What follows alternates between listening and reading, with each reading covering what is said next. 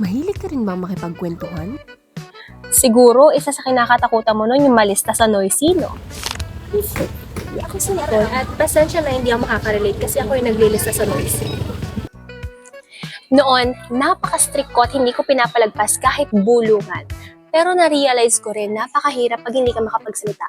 Lalo na kapag may hindi magandang consequence kapag umimik ka. Bigyan ko kayo ng example. Pero hindi ito nangyari sa totoong buhay, ah.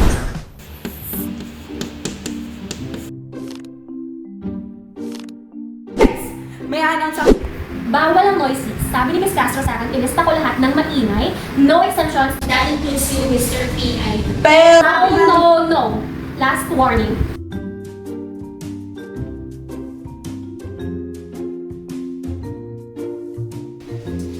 Bayan, ang tagal ni Ms. Castro bumalik. kanina pa siya nakauwi.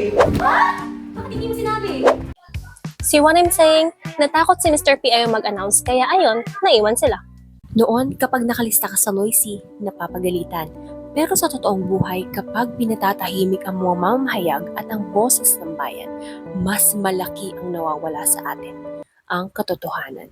Bilang campus journalist, natutuhan ko rin na bukod sa pagiging informed, mahalaga rin na naiintindihan mo at kaya mong kilatisin ang bawat impormasyon. Mahirap mamabiktima ng fake news.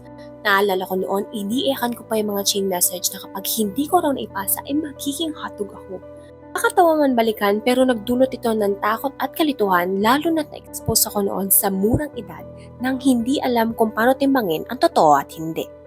Isa sa pagsubok na kinakaharap ng ating bansa ay ang functional literacy, ang kakayahan na intindihin ang impormasyon at gamitin ito. Ayon sa Functional Literacy Education and Mass Media Survey na isinagawa nitong 2024, 70.8% lamang ang functionally literate sa nagsagot ng survey. Ibig sabihin, maraming Pilipino pa rin ang nahihirapan umunawa at magsabuhay ng impormasyong kanilang nakakalap, lalo tigit sa pagbabasa.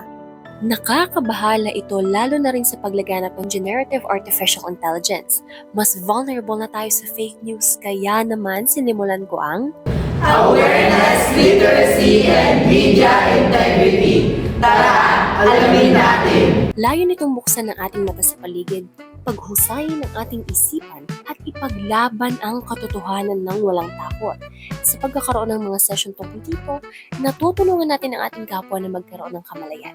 Unti-unti tayong nakakawala sa nakasanayan at sama-samang tutungo sa pagbabago. Samahan ninyo kaming alamin ang mga susunod na hakbang.